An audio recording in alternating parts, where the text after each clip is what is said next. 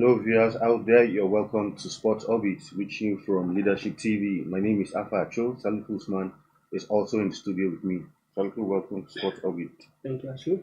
All right, on today's edition of the program, we'll start by previewing the Euro 2024. Of course, the competition begins tomorrow in Germany, and host Germany will kick off that competition with against Scotland. But before we go into that proper, of course, we'll give you a group by group analysis of the teams as they stand. Of course, first off, we'll take a look at Group A, where host Germany are placed, and in that group we have the likes of Germany, Scotland, Hungary, and Switzerland in that particular order. So, looking at this group, well, one may want to say that the host Germany might fancy their chances of getting through to this group. The likes of Scotland, Hungary, well, Switzerland in recent times, maybe you might not call them a top footballing nation, but they still have some quality players. So in this group,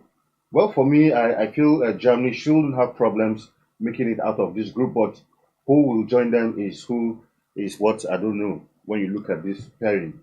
If you look at the group as rightly say, ordinarily, even despite not even though Germany has played at home, even whichever way when they are playing, apart from the home advantage that go for Germany, looking at the group, you definitely conclude that Germany will not have a problem skill out of this group.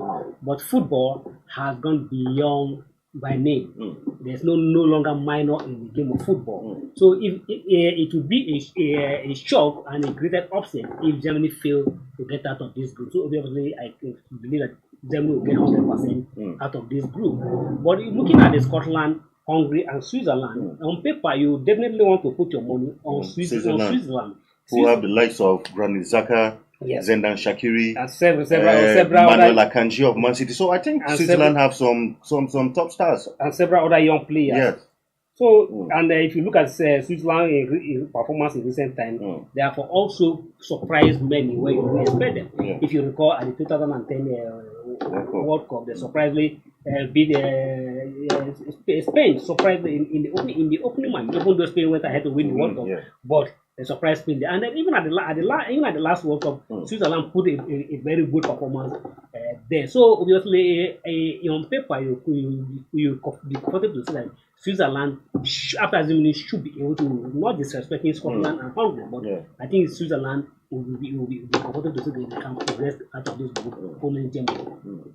Of course, and for Hungary, I know Hungary used to have a good football pedigree in the 50s and 60s, but in recent times, I think some other teams have seemed to overtake them. Yeah, even in terms of local leagues.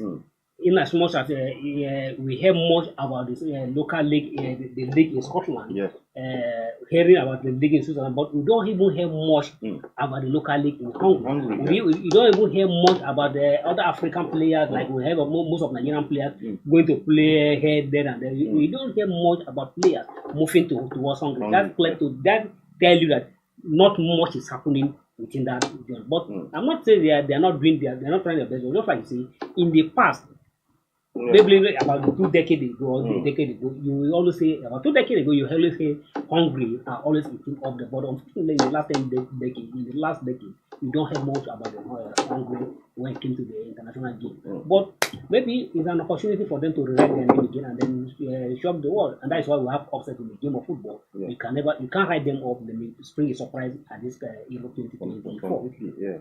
Of course, Group B, which is a group that a lot of football fans will keep their eye on, has the likes of, former champions Spain, Croatia, Italy, reigning champions, and of course Albania in that particular order. This will be an interesting group, Salihu. Yeah, an interesting group indeed. Looking at Spain, Croatia, Italy, if you are to ask, you find it difficult. Most of the two teams do things will progress out of this competition. Spain is always up there, but looking at their last performance, Spain, even their performance at the World Cup, in as much as they didn't go far there, as one would have expected them to do. But when it came to the round leader game, Spain is always a team that you want to put your money. You want to put your money on. Croatia.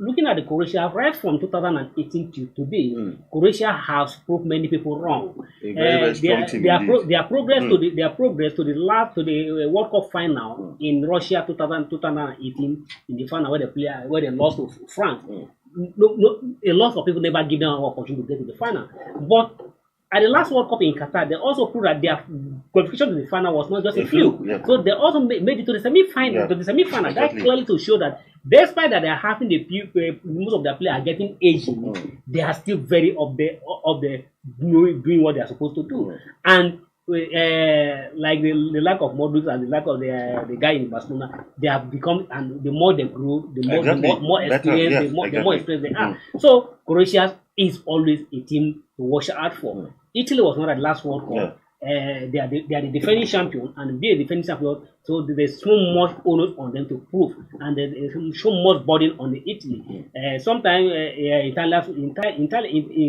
Italians, they are always a very rugged national team. Whatever you take, either you like it or not, Italy is always up there. So always a strong team. It's always strong team, you can say, and they don't forget that they are the defending champion. As the defending champion, a lot is expected of them. So, and between, obviously, I can't tell you who can progress out of this group. So, but I think since there are 24 teams, I'm sure there will be the case of maybe best losers. So who knows? Maybe all three of them might qualify, which will even be good for the competition. Good for the competition. So it will be very bad for the organizer to see any of these top teams drop out at the early stage of the competition. So when you have the topper team remaining in the competition, it gives more credence to the competition. I pity for Albania. Well, Albania exactly. That's except some surprises. Don't forget that Saudi Arabia defeated Argentina. Yeah, that is what happened in the game of football. And Albania, is a team to definitely, I wouldn't write them off. But for them to even qualify for this competition clearly shows that they are strong. They are also a strong side in the European competition. So out of the European team, for them to be one of the 24 who are playing this competition, also given that they are also a strong team. But I feel for them being joined in the same group with those Tigers. Right, let's have a look at Group C now, where, of course, we have the likes of Slovenia, Denmark, Serbia, and England. On paper, this might look like an easy group, but I tell you, Serbia, Denmark is not a pushover. Of course, you fancy England to easily qualify from this group, but even Slovenia in recent times have proven to really be a tough nut to crack. So this group looks a bit kind of very, very tricky. Yeah, very tricky. Serbian are always a very strong side, and if you in the game of football, even right from in about 2 decades ago, even in the 80s, in the 90s, Denmark are always even though you can't really pinpoint to their achievement in terms of international competition. But when they won the Euros in 1992. But that is far them. But when you name the name Denmark, it's always a team that an opponent will not easily go to sleep. You'll be worried about them. So, and England appear to be a senior side in this group. Obviously, they have to find their way and have to be strong. So this kind of a tricky group. This is a game that you have to be very, very careful. If care is not taken, you may find yourself on the edge of the door. Although, like Southgate says, that this tournament will determine either to stay on his job. All right. Moving on now, we'll go to Group D. I think this also looking like a group of death. You have the likes of course, Lewandowski's Poland, Netherlands, Austria, and France. I think this looks like the group of death, if you ask me. Honestly, this Group D even look more dangerous than the Group B we talked about earlier. Netherlands has a chance to progress. France has a chance to progress. Portugal has a chance. Poland has a chance to progress, and then Australia also has a chance for progress. But if you are looking at Austria, rather. Austria, not Australia, Austria. Okay, looking at those 4 groups, Austria is always there, but Poland with Lewandowski and the like of former Arsenal goalkeeper and Szczesny and several others, you think that yes, they have a chance, but I'm a bit worried for them being housed within the Netherlands. Netherlands have a strong squad, and France also have a strong squad. France, one of the favorites going into this tournament, actually to win it. Yeah, they are indeed one of the favorites. France, if you are looking at the team, if you're looking at the composition of all the team, looking at all the team, player by player, individual player by player, I think you tend to give it to France. France has one of the best squads going into this competition, and not forgetting that they are the vice champion, even though there's nothing like a vice world champion. Lost narrowly to Argentina at the last World Cup. So France want to make an amend. Either they want to win this competition back again. Yes, I mean, clearly. Of course, let's go to Group E, where you have the likes of Belgium, Slovakia, Romania, and the surprise package there, Ukraine in that one. Well, for this group, you want to fancy the Belgium side, who in the last couple of years paraded a good group of players, but who failed to live up to the hype and expectation, and this looks like their final period. And funny enough, in the Belgian squad, a lot of those players, a lot of them are now out. Just a few of them are still remaining, the likes of Lukaku, Kevin De Bruyne, and a few of them who are still remaining from that part of that last golden generation. But of course, a lot of young players have come into the ranks, the likes of Man City's Jeremy Doku, and the rest of them are now part of that team. So they still have a solid squad, if you ask me. Yeah, Belgium, I feel for Belgium just like the same thing that happened to Ivory Coast when Ivory Coast have a golden generation, and unfortunately the golden generation could not accept as if anything until the last minute of the 2015 when they narrowly managed to win the Nations Cup. If not, that golden generation would have just been wasted away.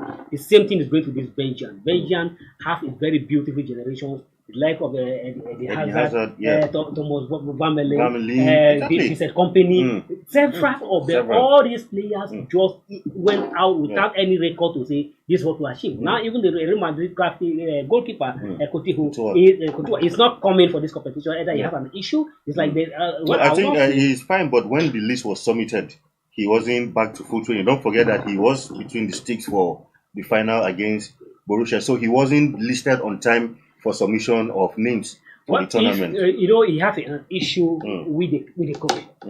After the exit of Hazard as a captain of it, he was expecting to be made the captain of the team. But when the coach handed over the armband to Kevin De Bruyne, Kevin De Bruyne was not happy. He gave to Lukaku, so he was not happy about that. He's supposed to be wear the armband, and that has become an issue between him and the coach since then. Even at the time they submitted the list, yes. If you have a short goalkeeper like Coutinho, you don't just ease him out of the list. Well, you know that he still have a chance to make the team. And you can see he was between the sticks at the Champions League final. But it's like it's not about fitness, but there's an issue between him and the coach didn't go well, and that's why he has to ease him out of the competition. But just like you are trying to say that, I hope the remaining people who are and the young guys who are coming to the rank of the remaining set of that golden generation will be able to make something and to get it happen this time. Because if they don't get it happen this time, the lack of Lukaku and the lack of even Kevin De Bruyne may also begin to find their way out of the team. This will likely be their last major tournament together. Yeah, considering their age. Yeah, considering their 2026 World Cup is still very much maybe 2 years away. It's still very much around, so they can still make it. Who say Ronaldo will talk? Ronaldo is still playing. He's going to play his 6th championship in Europe. So, but looking at the group, let's talk about looking at the group. Belgium will not have much difficulty in getting out of this group. This group. All right, of course. Let's. Now the final group F, where has likes of Turkey, Georgia, Portugal, and Czech Republic. Of course, for Cristiano Ronaldo and his Portuguese team, it's been a long while since they have. This Portuguese team star-studded. You have the likes of Ronaldo in there as usual, always a threat. Bruno Fernandes, Bernardo Silva, Ruben Diaz. Name them. Pepe. I think they have one of the outside of maybe France. You could debate it, France, England, Portugal. I think Portugal are going to this tournament with one of the deadliest squad. Yeah, if you look at it based on the sport and individual player that each of the team have, if you have to ask me who do you think are they likely going to be the four finalists, I would say Germany, Portugal, France, and maybe England. England also have a squad, but England are always their own problem of themselves. England has a squad that can go to any length of this competition, and this may appear to be the last chance for Ronaldo. Yeah, he has been playing for Portuguese team. This is going for his sixth European Championship. He has started playing European Championship since 2004. Exactly. When he made his debut for the national team in 2003, and ever since then he has been ever remained relevant. But don't forget, he might want to still play in the 2026 World Cup. Well, yeah, I agree. He's still just 2 years away. He's now 39. Yes. So by the time we went to 2016, he was 41. But for him, it was something that you can't take away from Ronaldo. Even him, he has admitted that, and he was very grateful to God that he's still keeping fit at this level. If you look at all the players Ronaldo started with, all of them have fizzled out. But Ronaldo is still very much around and play at a high level. And I pray that he'll be able to lead Portugal for another second title. The one in 2016, 2016 against France in the final. Maybe they can be able to repeat that same feat again. But looking at the group, I think they will have much problem to getting out of completely. All right, we'll go on a quick break. When we come back, Sport Orbit continues. Don't go nowhere. Discover Turkey through education. The culture-rich country of Turkey, which has hosted a myriad of civilizations through the centuries, is a global pioneer in education. Turkey offers various lucrative opportunities for students. Despite its quality living, living in Turkey is affordable compared to other European countries. A diploma from globally recognized and renowned universities in Turkey will open every door for you. For more information, visit leadership.ng/study in Turkey.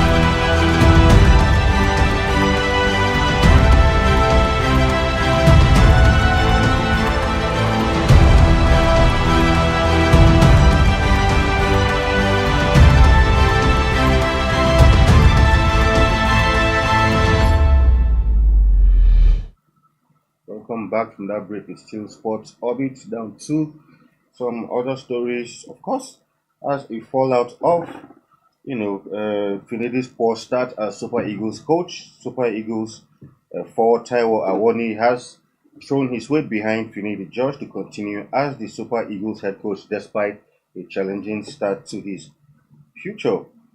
Of course, Finidi, who was appointed, is yet to really impressed a lot of Nigerian fans since he took charge of the team, especially with his last competitive 2 games. Of course, Salifu, we had hoped the Super Eagles will do something different on Monday, but it wasn't to be. And this time, it wasn't even a draw or a victory, but an outright defeat by a team you consider should have been, an easy try for the Super Eagles. This is a team who is rated, I can't even remember, but far behind, and that was really a sad experience. And already a lot of Nigerians are already calling for the head of Finidi George as Super Eagles manager. Some are beginning to say the NFF did a wrong job in appointing him, and now you begin to even ask yourself, before this selection, is it like he was the one who did well in the interview, or the NFF?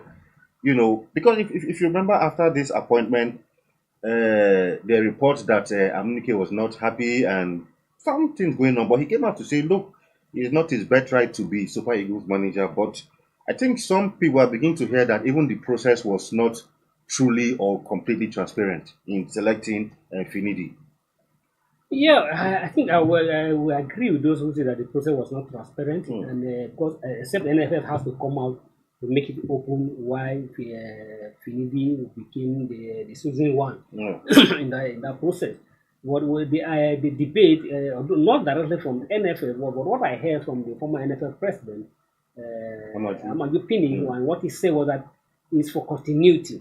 That since Finidi George was part of the team, the Peseiro team, so the right person to continue that process and what the Peseiro have started was to be Finidi, who was studying Peseiro.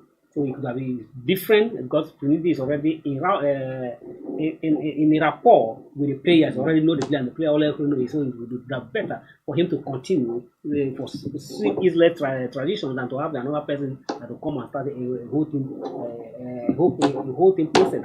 But the question you asked was the process of if the process of Peseiro was good, would Nigeria would have called him for ask him to do?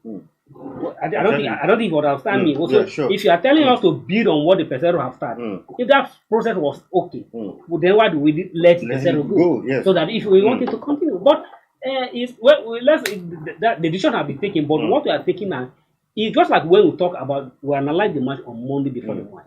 We clearly say that first we lost we struggled against South Africa in our own home, and if you look at the play formation against South Africa. Did you see any much different of the play formation against than what you see? Okay, he made different about four changes. And what are those 4 changes? Was there 4 changes? Were they right? And what was the impact they had? What is the impact there? Would they have on the team? Well, we still have Victor Boniface on the bench. And I think if in the absence at the current striking position of the national team, if Osimhen is not around. The ideal person to take that position will be Victor Osimhen. By any standard or by any means or by whatever calculation you have to put on the table. Victor Osimhen was the most hot striker to take up that position. And even against Benin Republic, he still didn't start. He still didn't start. That's what I'm trying to say. And at the same time, okay, you play 4 defenders, and you those 4 defenders, you play them out of position.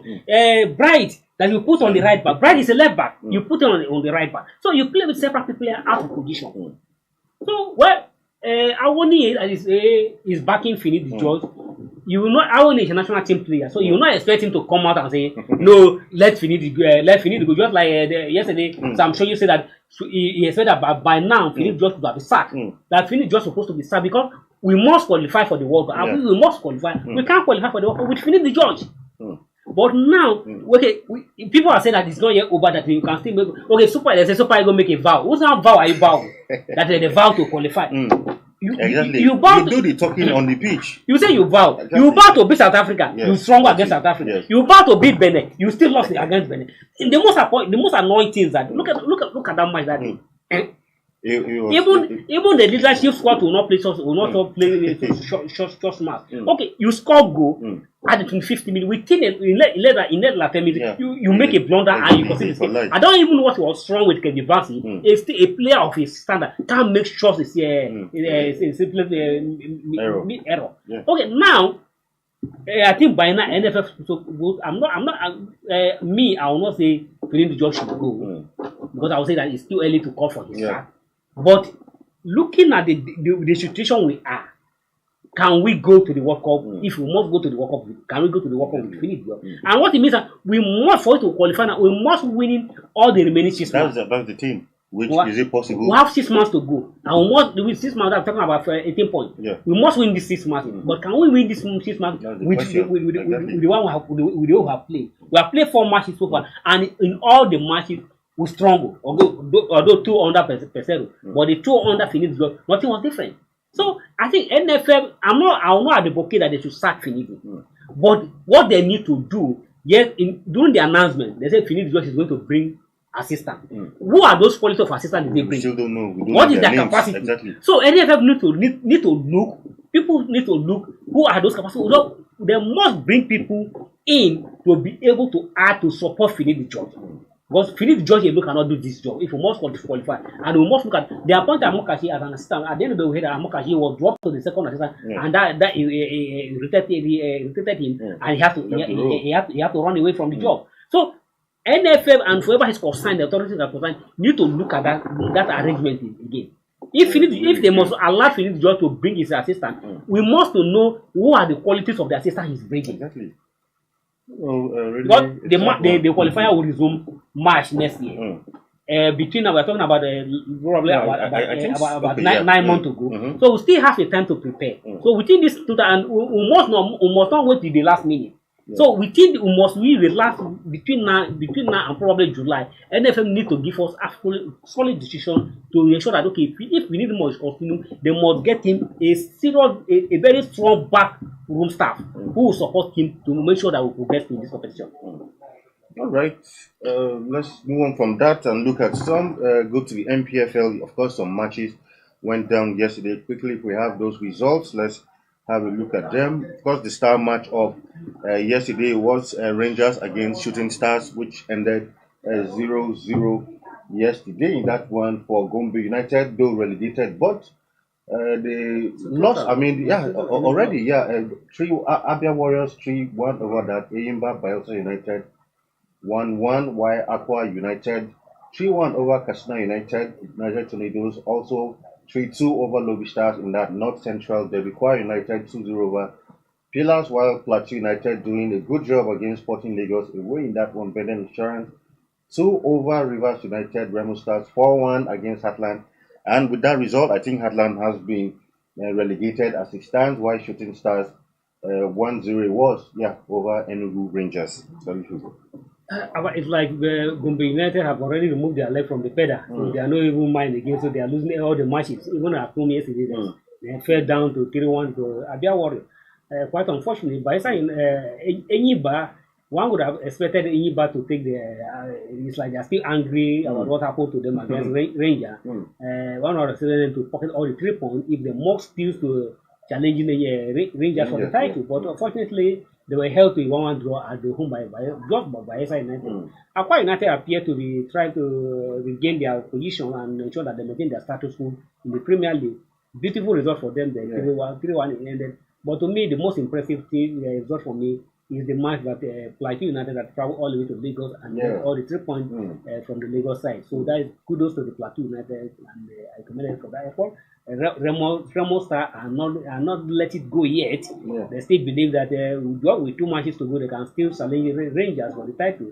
But Rangers unfortunately lose all the 3 points yesterday. I think if they can have the table, let's look at how the table look like and right now. Of course, Enyimba has taken over. Well, if Enyimba has taken over, it means that the 3 points awarded to Rangers has not been affected. Exactly, that's yes. The 3 points, even with the draw, Enyimba has been up on top of the table. It means that the 3 points awarded the Rangers by the NPFL has not been affected. If he has been affected, they're supposed to be on 55 points, followed by Rangers 65 points. 65 points. I mean, sorry. Remo are still on the same point with Enyimba currently based on what we are seeing here, and the Shooting Star are also pushing off. Yeah, exactly. Of course, Plateau United in 5th. Of course, like you said, Gombe United, Heartland already gone, relegated. So it's now between Sporting Lagos dropped to 17. Sporting Lagos, that's for them as well. Exactly. So they are now have to battle for the last 2 matches to go. Even Doma United still have a match in hand. So that's really, Sporting Lagos has to be very, very careful.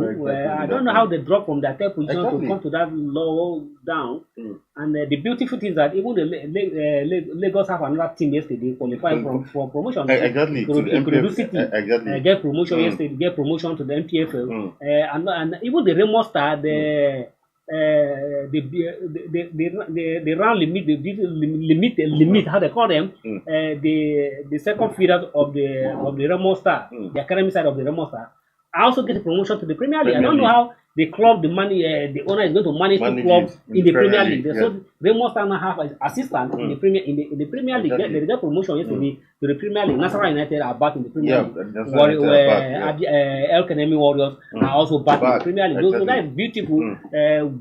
I say kudos to the why we're having the like of Gombe United going into relegation. But I was beginning to wonder. It's like most of all the clubs from the northeast are getting out of the Premier League. We have Adamawa United. Adamawa United have refused to come back. Last season, the Wiki Tories go down to relegation, and now we have Gombe United go down to relegation again. But thank God, Academy is coming back, and if Doma United can still make their way and maintain their status quo, then we'll still have 2 teams from the northwest in the Premier League. Of course, quickly, let's look at this weekend's fixtures in the NPFL that will be matched with 37. Almost coming to a close. Bayelsa United, Shooting Stars, Sunshine versus Remo Hadland versus Niger Tornadoes, Rangers versus Bender Insurance. That should be another tough one for Rangers. Rivers United host Gombe United.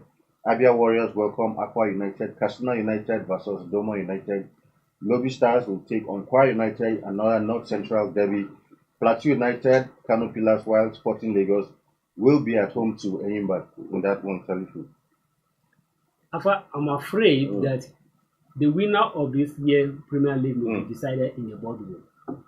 What I mean by what I mean is this: if you look at this fixture and based on the what has play in subsequent in the previous matches and based on what I've seen in the year Premier League, Rangers is playing at home this week and this weekend. Well, Enyimba is away. And why Enyimba is away, Rangers will have to ensure that they beat the Insurance. And if they beat, and it happened that Sporting Lagos beat Enyimba, so that means Rangers will go back to top. And the last match, which is going to be decided, Rangers will have to travel away. And then Enyimba will be at home. And if you are by the start of saying you must win at home, win your at home result, that means we now wait for the 3 points awarded Rangers that is hanging to be decided in the boardroom to ensure who win the league. Exactly. Well, not forgetting Ramos are also in the race, and they are also playing the way to just in the final match. They will also be at home. So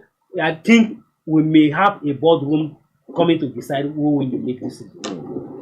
All right, that's that for that. Now, quickly to some other stories, of course, where Confederation of African Football announced earlier today that the draw for 2025 AFCON will hold on the 4th of July in Johannesburg, South Africa. 52 countries will be drawn into 12 groups of 4 teams, each to battle it out for places at the final. The qualifiers are scheduled to kick off in September 2024 to determine the 24 team nations that will compete for honors in Morocco. So, of course, draws will be held, and of course, it means the Super Eagles will be in action once again, beginning from September. Yes, for the qualifier. For the AFCON qualifier. So, if Finidi is in charge, that's another opportunity. That's another issue, another challenge. So, Finidi has to get his ass together. He has to be able to wake up from his slump. If he sleep, you need to wake up. Because if we can't afford to miss AFCON and also miss the World Cup, so you have to be very careful. And I feel relieved by this announcement. That's clearly shows that that earlier rumor that they're going to postpone AFCON and another because of the Confederation World Cup club may not be true. May not be true. All right, to our final story before we leave. Of course, we have discussed this on Monday, where the Professional Football Association has joined a legal action against FIFA over the overbooked and unworkable football calendar. The PFA are co-claimants with the French Players Union in the claim filed at the Brussels Court of Commerce with the support of the European Office of Players Union. It is challenging the legality of FIFA's decisions to set the international match calendar, and in particular the decision to create and schedule the FIFA World Cup in 2025. There are scheduled to be 12 European representatives at the Club World Cup to be held in the US from 15th to 13th July 2025.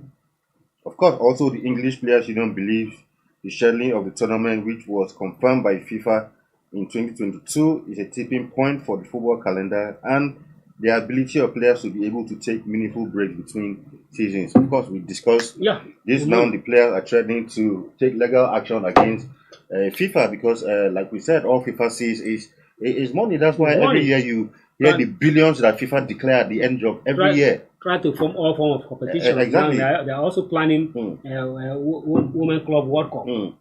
So they're organizing several matches, but forgetting the participants. The active participants must be players before you come to FIFA. So you can't overload the players. So the players are human, so they need to rest. Exactly. So people have. It's not about it's not about even going to the litigation about. It's about something that can be easily resolved amicably on the table. No, but FIFA are maintaining their stand. That no matter what happens, so that's why the players are resorting to litigation. Infantino was an ex-player, was an ex-international player, played for a former Italian player. So a lot of people who are working FIFA have been ex-players. They should understand the pressure that go with players. Exactly, and I completely agree with So you. and I believe let the judges and the courtroom decide, and they should, if they are to decide about this, it's not about who have the right case, but it should look at the human factor that are involved in this process. Of course, of course, there was this story earlier today concerning VAR at the European Championship. They are making some few changes where now the VAR, whenever a decision is taken, the referee must announce it, loud and clear to the fans and of course those watching on TV to explain the decisions, the VAR decisions, as against before where you award a decision and without explaining you just go and give ahead. So I think we had spoken about VAR where a lot of people have said no, let's not scrap VAR, but we need some innovations, and I think maybe this is one of them. Yes, VR, whatever, just like normally see in a local park, says don't throw the bad water with the baby. Either you like it or not, even though that VR is a human factor, it's human being that operating, even though with all his inadequacy, he has come to stay. He has also tried to add more improvement to the game. And nobody will advocate or support the idea to scrap it. But just like I was called, is to improve on the technology. And if this idea of say referee instead of the referee taking the law have absolute say, yes, the referee still have the absolute say. But you have to now explain need to communicate to the audience. Yes. That is why I'm taking this decision. It's left for the audience to judge, but the audience just explain to it to hear. Exactly. So you don't have the right to protest or to contest his decision. But he has to say, but you now know why he takes short decision. You're not left for it to judge him. But I think to me is a starting point.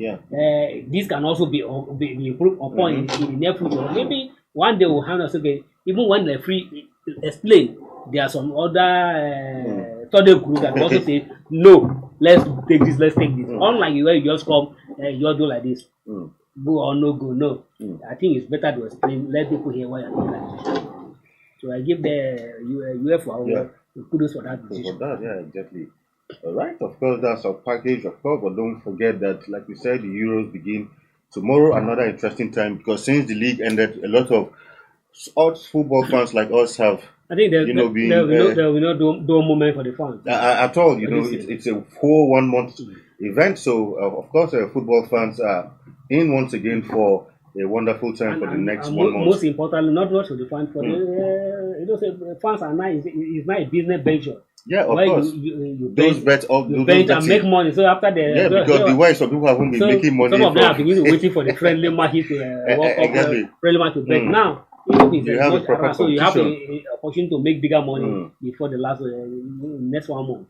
Very well. Of course, that's our package of today's edition of the program. We'll be back again on Monday with another exciting edition of the program. Do join us once again. Thank you for being in the studio. Thank you, Ashu. On today's edition. Of course, until we come your way, do have a wonderful time. My name is Afa Acho, and it's bye for now. Thank you for watching. For sponsorship and advert placements, please contact 080-3688-6158.